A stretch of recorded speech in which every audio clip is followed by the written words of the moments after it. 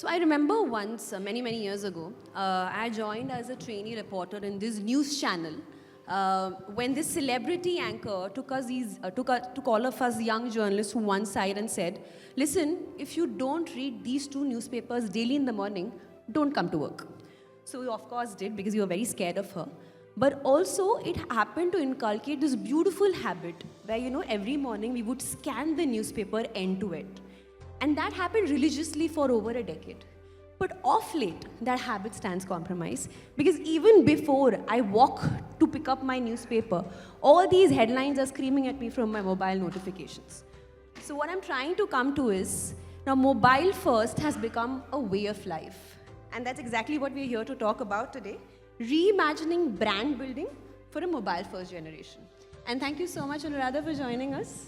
Thank you for having me here. That's an amazing anecdote and one that most people over a certain age here in the audience will recognize. Many people, of course, have not gotten into the habit of reading a newspaper at all, right? Or a newspaper is what you scroll up in your screen. Now tell me, as a seasoned marketer, not as a customer, tell me, when did you first feel that mobile first revolution has hit you and there is no coming back from here? So let me extend what you were saying about this particular anecdote that you gave. But I must say, good afternoon to everybody, and if anyone feels sleepy during this time, because we realize that which is called a graveyard shift, right, or a graveyard session, which is right after lunch. So if we put you to sleep, please get up, take a walk at the back, think of questions that you need to ask me. Don't fall asleep.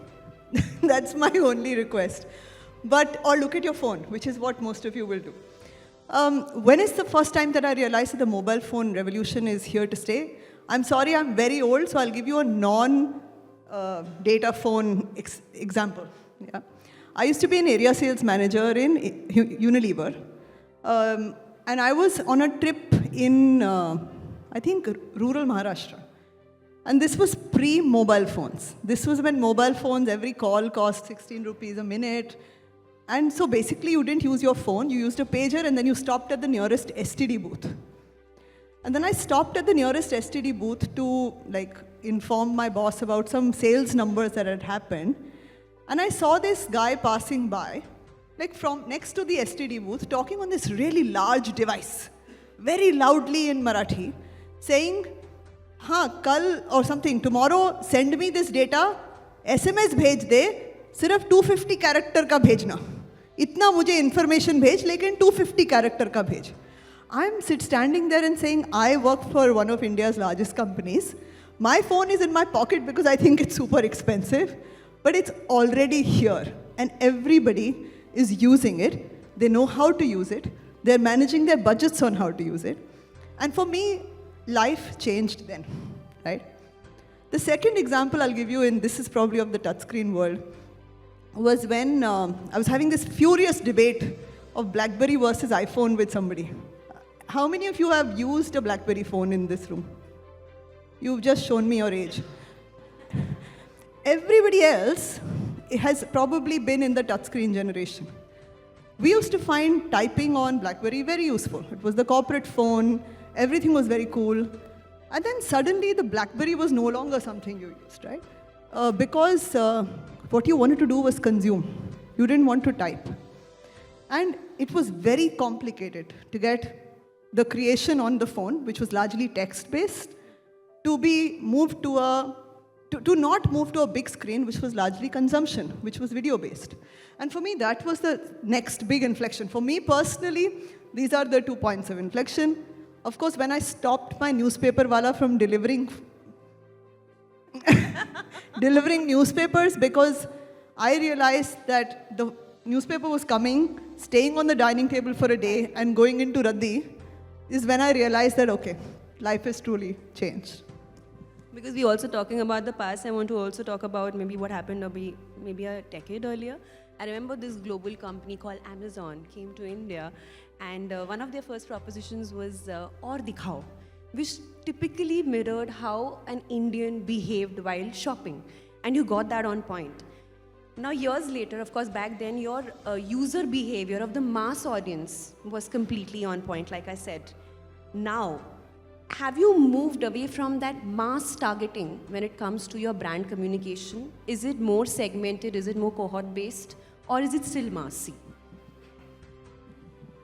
You know, that was so rooted in an insight that was true to consumers. And if I ask any of you how you shopped for your last pair of shoes or how you shopped for your last pair of t-shirts, you probably were in aur dikhao mode anyway.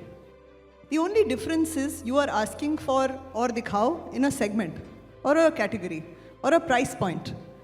So if there is any segmentation that we are doing it in a very personalized way in which we, when the customer comes to our store, we actually show them what they would like to see, what they were shopping for last time, the categories that they're interested in, and depth there. So the insight is very true. It is just that it has become personalized to you. Also coming to spends, because we largely deal in the A&M space. When it comes to the advertising expenditure here, back then, of course, you were an e-commerce giant, which was telling people to go shop online, but your communication was happening largely on television. Today, where are the spends directed towards, majority of them? See, I think for any marketer, whether you're an e-commerce giant or an offline retail business, you have to go address the customer and communicate to them where they are. If the consumption of media or time spent is on newspapers, you will do it there. If it's on television, you'll do it there. If it's on small screens or mobile phones or digital medium or Instagram or Google, or you'll do it there. So I think I would be remiss to say that our media plans have not changed over time. Of course, we're spending more money on connected TV than on terrestrial TV. We're spending more money on digital platforms. We're also extensively connected to the creator economy. We have a very large program called the Fashion Influencer Program, which works with 1.2 lakh influencers to basically both, high-end, middle, and nano influencers to try and influence customers into realizing that whatever you're looking for is available on Amazon, that it's got great pricing, it's got great selection. And indeed, when our sales are on, we do a lot of activity, also using the creator economy, right? So we also have a very large associate programs by which the same creators and publishers can make money by, and what I love about this economy is that the authenticity with which the creator and the influencer world can talk to the customer, it kind of rubs off on the brands that they endorse. So there is a lot of positive that comes out of this connection that we can form with customers in say, the new digital age. I also want to remind the audience, Amazon, I think globally, has spent about $21.4 billion in marketing and advertising, which makes it the biggest advertiser in the world. Talking about Amazon India, every marketing playbook is very different from the other. It has its own quirks. Tell me how different is it to market for Amazon in India versus your global counterparts? Because some things that, even I understand is, of course, language is a very big factor here. Secondly, I think across in US, maybe I think desktops used to be still drive traffic in a very big way. But in India, we are a very mobile traffic-based market. I think 80% of our traffic comes from mobile. So what are the different ways that, you are kind of communicating to the Indian audience in a very peculiar or a different sort of a factor through your digital communication? I'd start from who the customer is, right? The difference, and I don't think I have one global counterpart, right? We have global presence in different countries, and the stage of evolution of Amazon is at different places. So if I was to just compare with, say, North America and how things are and who the audience is, the world in say, North America feels a little more homogeneous than the world in India. And in any case, I'm using the classic understatement, right? India is definitely heavily segmented into people with credit cards, people with credit lines, people who pay through UPI. And I'm just using a payment example to tell you that just that itself is a segmentation. I'm not even using NCCS or any other customer segmentation. So when you do that, you have demographic segments which are very diverse. You have interest segments which by themselves are very large but very segmented. One of the things that I think we do a lot more in India is a lot more segmented communication. So we do talk to our prime customers through prime advertising because they are definitely are very important and the most critical, the most loyal customers that we have. And the more we serve them better, the more their frequency of visits to her and us, and they keep coming back to us. And a lot of you in the room would be prime customers here. We do talk to the customers in, for example, we're talking in, you said languages. Of course, there are, like, our interface is very flexible across languages, which doesn't have to be in North America. But just give you a branding thought, right? We changed our brand font globally. It took them a month to change it on every interface. We have 8 languages to change it in. We're having to recreate the international font, not in English, but in every other language, and validate every single thing that comes out to say whether this is consistent with that font. Because we want the brand to be coherent, consistent, giving the same messages, whether you open the app in Bengali or you open the app in Marathi, right? And it's not just an English app, it is definitely accessible to customers across. So just take some examples of how things are different. The mobile phones that they're accessed from is different. And a very large percentage of the shopping in India is being done through mobile. So I would say that there are more differences than similarities, but you'd be surprised to know how similar the app themselves are globally as well as in India. I also want you to go a little in depth about the whole from discovery to purchase journey on mobile, because now we're seeing so many things, live selling, shoppable videos. Of course, influencers play a very big role in the entire shopping experience. Tell us, how is Amazon tapping into the consumer every step of the way? Yeah, I think social commerce is not social, it's more commerce, right? The customer is watching, buying. It's very interesting. People keep saying, when we were younger, we were taught about this funnel called the IDA funnel, right? Which is attention, interest, right? You went through a funnel, and then it took you some time to go through it. And now, mostly on things like social commerce, you go through it in 1 or 30 seconds. It catches your attention, you like a product, you click, you show your interest, and then you go and buy. So on Amazon, we have had live content, influencers who are going live on Amazon now for a year. And like during our sale, we had millions of watch minutes on consumers just sitting and watching and buying. And being able to watch where you can buy, where you don't have to exit that ecosystem, you don't have to be on one ecosystem, click through, go somewhere else and come back, itself is, I think, we are realizing that consumers are finding that very valuable. The other thing that we are being able to do is to get big names or good influencers, like people with following, to be live on our platform so that we can also leverage the trust that they have with the trust that consumers have for Amazon, which is the convenience of shopping on Amazon. And give consumers the experience of comparing online, comparing while they're watching, being able to ask Rufus a question while they're, Rufus is our AI engine. They can watch something, they can ask Rufus a question, they can do a price comparison at the same time, and place an order at the same time. So I think the shrinking of the funnel is the most important change that I would say that has happened. Also, the session will be incomplete if I don't ask you about AI. So how are you using AI from creating, conceptualizing to actual placement of your ads in this entire new journey? Yeah, I know. I don't think it's right to even call it a buzzword anymore, right? It's like sometimes when people ask AI, so you say, okay, I know that, I know. What are you doing with it? Tell me. And how efficient is it? Tell me. So I divide this into 2-3 parts. I think I don't think AI is a thing anymore. It's a deeply integrated part of all our, I would say, lives, of shopping, of creation of content, and everything. So, like I said, Amazon has a AI engine which allows you to ask it questions while you're shopping. It's a shopping assistant. It's called Rufus. It's on the screen.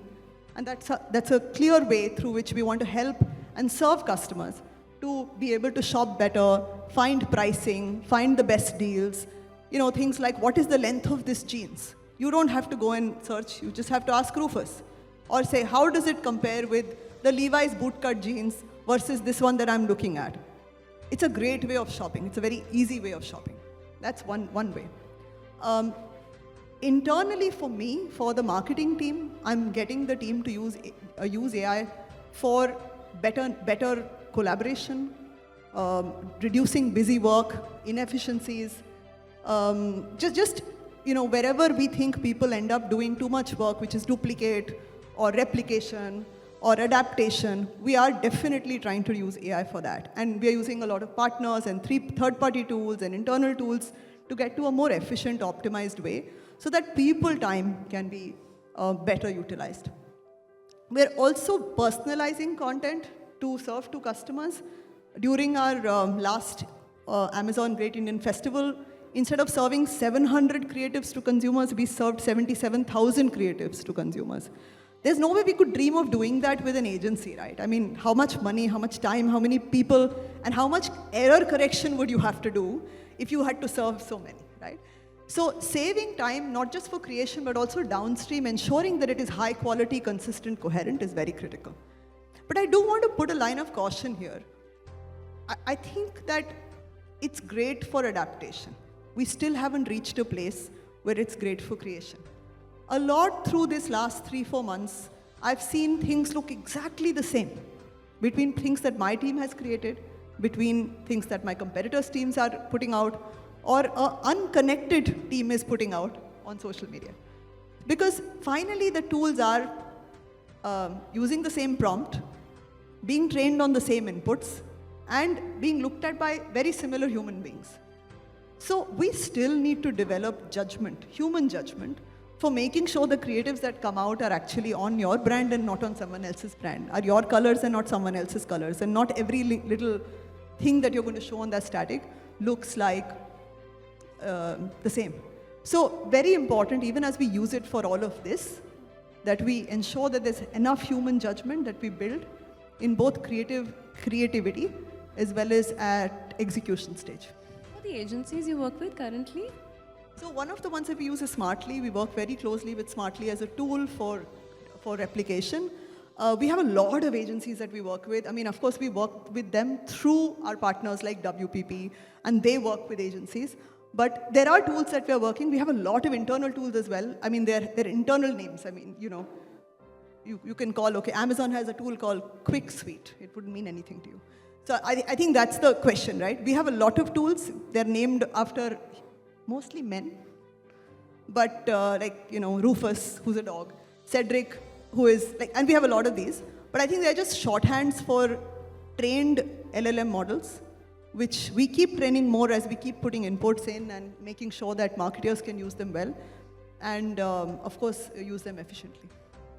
You spoke about competition a while ago, and talking about that, there are a lot of D2C sites that are coming up, and now we don't just have one D2C site. For like Imami has a bunch of sites for its hero brands. Similarly, DS Group. Are you seeing that as competition for e-commerce, something that can actually cause a dent? This has existed forever. The verticalization or individual brands getting customers, creating intent, creating desire is a great way for customers to discover brands, to buy if they want. But there's a reason for why we have horizontal marketplaces like Amazon. Customers don't buy everyday essentials or things that they want to compare things across brands. You don't just buy a brand. So I think the individual brand sites are a great way of building that brand. It's a great way of customers to get depth and input and maybe even branded experiences there. Like you want to see how a lipstick looks on you. Maybe a brand site can do more than what even any of the horizontals can. But with the amount of technology that horizontals have invested, you will be able to see a live influencer saying, hey, I like this lipstick color, but do you know that there are 7 others from 7 different brands that you can try with? I've tried all. One dries my lips, the other one is moisturizing. I think that point of being able to see everything at the same place is one of the reasons why horizontal marketplaces are still like the place that consumers go to when they're looking for their shopping. And another thing is, today because there are these D2C sites and India is a very price sensitive market, anybody who gives me deals, I'm going to go to that person. I don't have loyalty, unfortunately. And there are all these influencers giving coupon codes on Instagram, telling you to go to this particular brand's website. In such a case, how difficult is it to retain the customers that come to Amazon, and how are you actually going about it? I think this is an ongoing challenge for everyone, right? India is a deal hunting market, and I can safely say that Amazon gives the best deals in the market.